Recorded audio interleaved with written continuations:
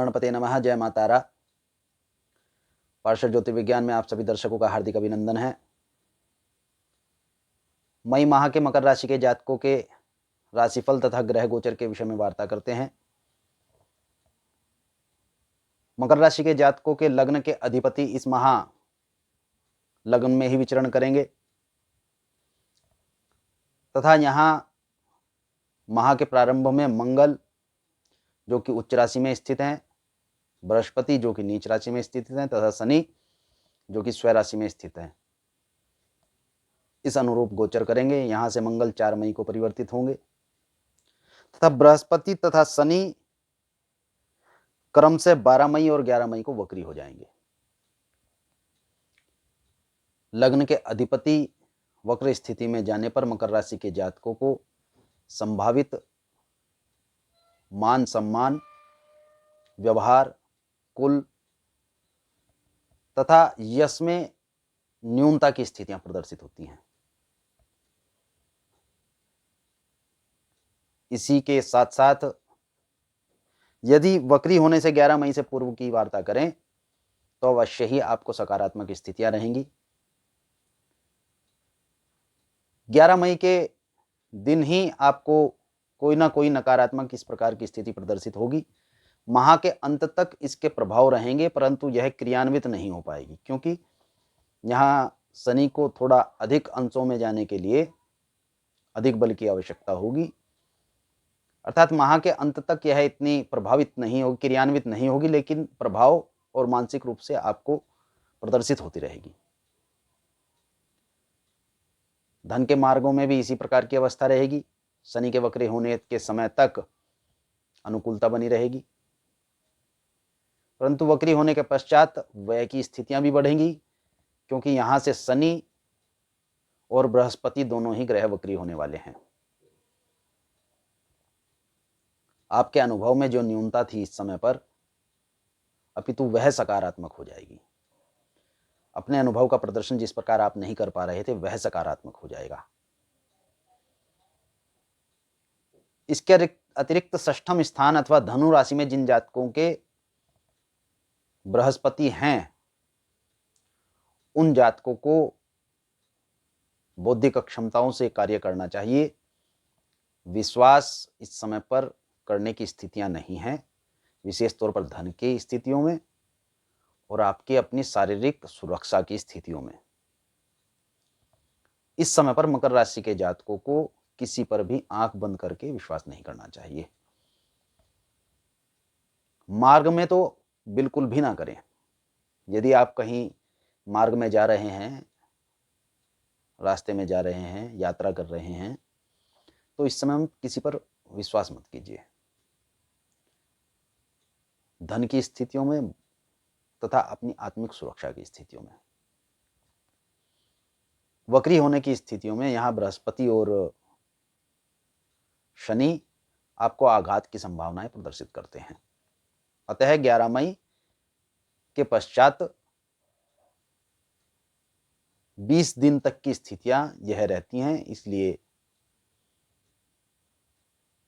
मकर राशि के ऐसे जातक जिनके धनु राशि के बृहस्पति हैं, तात्पर्य जिनका जन्म सन 82 से 85 के मध्य हुआ है, ऐसे जातक, अथवा जिनकी आयु 60 से 65 वर्ष के मध्य है, उनमें से भी कुछ जातकों के बृहस्पति धनु राशि के हो सकते हैं। चतुर्थ स्थान के अधिपति मंगल लग्न स्थान में ही 4 मई तक विचरण करेंगे। इसके पश्चात द्वितीय स्थान कुंभ राशि में आ जाएंगे। यहां मकर राशि के जातकों को सुख की अवस्थाएं बनेंगी। धन से संबंधित क्षेत्रों में मकर राशि के जातकों को सकारात्मकता की स्थितियां प्रदर्शित हो रही हैं 11 मई तक, 13 मई तक। तथा यदि यहां वार्ता करें सहयोग की, तो 13 मई तक तो सहयोग की संभावनाएं कम ही प्रदर्शित होती हैं, परंतु 13 मई के पश्चात भरपूर सहयोग मिलेगा। आपके कार्य क्षेत्र के साथी आपको फुल सपोर्ट करेंगे। चहुं ओर से आपको आदर्शवादिता की स्थितियां प्रदर्शित होंगी। इस समय में आपके अनुभव भी सकारात्मक होंगे। मकर राशि के जातकों के चतुर्थ स्थान में बुधादित्य योग भी बनेगा, जो कि 9 मई तक बनेगा। इसके पश्चात बुध पंचम स्थान में विचरण करेंगे वृषभ राशि में 24 मई तक, तथा पुनः वृषभ राशि में 24 मई तक, 14 मई से 24 मई तक 10 दिन तक बुधादित्य योग बनेगा। इस समय में बुध अस्त भी होंगे। 24 मई के पश्चात मिथुन राशि में बुध मकर राशि के जातकों के षष्ठम स्थान पर राहु के साथ आचरण करेंगे, युति बनाकर मिथुन राशि में विचरण करेंगे। इस स्थिति के अनुसार मकर राशि के जातकों को सुख की स्थितियां अनुकूल रहेंगी। प्रकाशित करने वाला कार्य आपके सम्मुख होगा, उस कार्य को आप पूर्ण करेंगे। प्रतिफल क्या होंगे यह भविष्य पर निर्भर करेगा, परंतु यह भी जन समुदाय आपसे संबंधित व्यक्तियों को अचंभित करने वाला विषय होगा कि आपने इस कार्य को अपने हाथ में लिया है और उसका क्रियान्वयन कर रहे हैं। मकर राशि के जातकों को संतान पक्ष की ओर से भी इसी प्रकार की उज्ज्वलता प्रदर्शित होगी। ये भी नए नए आयाम पर विजय प्राप्त करेंगे, नए नए आयामों को विजित करेंगे। रोग की संभावनाएं सूक्ष्म रूप से यहाँ मकर राशि के जातकों को प्रदर्शित होती हैं, इस पर ध्यान देने की आवश्यकता है। शत्रु हालांकि मकर राशि के जातकों के परास्त होंगे,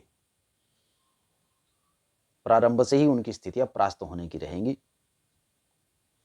वाद विवाद में विजय प्राप्त होगी, वाक्पटुता रहेगी, वाणी से संबंधित स्थितियां सकारात्मक रहेंगी। मकर राशि के जातकों के सप्तम स्थान के अधिपति चंद्रमा माह के प्रारंभ में सप्तम स्थान में ही विचरण करेंगे तथा माह के अंत तक आते हुए अष्टम स्थान सिंह राशि में विचरण कर जाएंगे। अतः ग्रस्त जीवन साथी का पूर्ण सहयोग प्राप्त होगा। ग्रस्त जीवन साथी आपसे संतुष्ट होंगे, सुख के साथ आपके साथ जीवन व्यतीत करेंगे। उनका स्वास्थ्य भी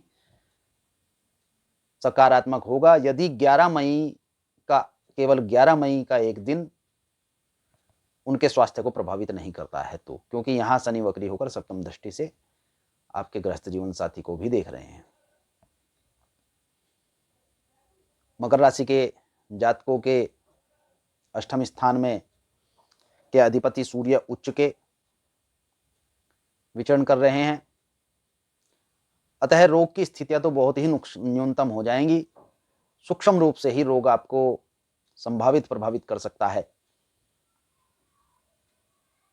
भाग्य की उज्ज्वलता बनी रहेगी, भाग्य सकारात्मक रूप से आपके सम्मुख प्रदर्शित होगा, परंतु मकर राशि के जातकों के भाग्य के अधिपति बुध हैं, जिनकी अवस्था वर्तमान समय में बहुत सकारात्मक नहीं कही जा सकती, परंतु बुधादित्य योग भी इस माह में बना रहे हैं। भाग्य तो उज्जवल होगा, लेकिन इसके अंदर ही अंदर एक बिंदु इस प्रकार का रहेगा जिससे आप अज्ञात होंगे, परंतु यह आपके भाग्य में अड़चने डालने का कार्य करता रहेगा। यह विषय भिन्न है कि आप उन अड़चनों को परास्त कर देंगे। कर्म के अधिपति शुक्र स्वग्रही हैं तथा मकर राशि के जातकों के पंचम स्थान में विचरण कर रहे हैं और 13 मई को वक्री भी होंगे। कार्य क्षेत्र में अधिक अटकलों की संभावनाएं नहीं है, परंतु इसके पश्चात भी सकारात्मकता समान है, उत्तम है। एकादश स्थान के अधिपति मंगल 4 मई तक उच्च के रहेंगे, लग्न स्थान में फिर द्वितीय स्थान में चले जाएंगे, अर्थात लाभेश पूर्व में उच्च के, इसके पश्चात द्वितीय में धन के मार्ग सुगम होंगे, धन प्राप्त होगा, धन की स्थितियां सकारात्मक रहेंगी, व्यय की स्थितियां न्यून रहेंगी। 4 मई के पश्चात आपके धन हस्तगत होगा। अत्यधिक समय से जैसे आप देख रहे हैं कि धन की स्थितियां न्यून हैं, तो मकर राशि के जातकों को इस समय में धन हस्तगत होना प्रारंभ हो जाएगा तथा आप व्यय सुचारू रूप से कर पाएंगे, अर्थात धन का खर्च सुचारू रूप से कर पाएंगे। इस समय मकर राशि के जातकों को एक ही बिंदु पर ध्यान देने की आवश्यकता है और वह है येन केन प्रकारेण किसी भी ऐसे छिपे हुआ बिंदु जो आपके दृष्टिगोचर नहीं है उस पर दृष्टि रखना तथा अपने आप को असंभावित असंकेतिक हानियों से बचाना। शुभम भवतु। भगवान गणपति तथा मातारा आपका कल्याण करें।